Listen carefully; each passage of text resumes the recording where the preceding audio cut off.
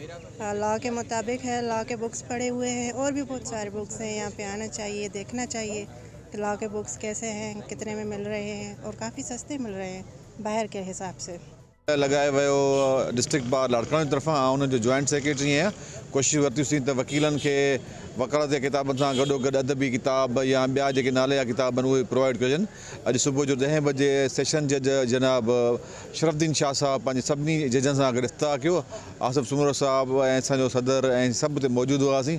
पुरवका तक़रीबु थी गुज़री ऐं समय वकील हिते आया ऐं हीउ जेको स्टाइल तक़रीबन 17 तारीख़ ताईं लागू रहंदो ऐं हिन में खोड़ सारा किताब आहिनि की लॉ जा या ॿियनि शयुनि जा जंहिंमां वकील ऐं ॿिया माण्हू ओपन आहे सभु दोस्त अची सघनि था। ऐं लाभाइती जेको आहे सिहतमंद एक्टिविटी आहे, मां सम्झां थो अहिड़ी एक्टिविटियूं अॻी जेका बाडी अचे ईंदी उहे बि कंदा रहंदा त जीअं वकीलनि खे कानून जी ख़बर पवे ऐं जेके किताब आहिनि उहे फ्रीक्वेंट अवेलेबल थी सघनि, जीअं जेको आहे क्लाइंट ऐं ॿिया माण्हुनि मां मुस्तफ़ीज़ हासिल थी सघनि।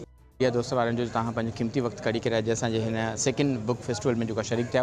हीअ हर साल जीअं हिन साल बि जेको आहे सो डिस्ट्रिक्ट बार एसोसिएशन लाड़काणे जी तरफ़ सां हीअ जेको आहे हिकिड़ो बुक फेस्टिवल लॻायो वेंदो आहे जिते तव्हांखे हर बुक्स न सिर्फ़ु लॉ सां या कानून सां जेके मुंसलिक आहिनि उहे बल्कि हर किताब जेको आहे सो जेके बि चाहे उहो नफ़सियात ते हुजनि या ज़िंदगी हयात ते हुजनि या ॿियनि शयुनि ते हुजनि उहे तव्हांखे 50% जेको आहे सो रिआयत सां हिते तव्हांखे मिली सघंदा।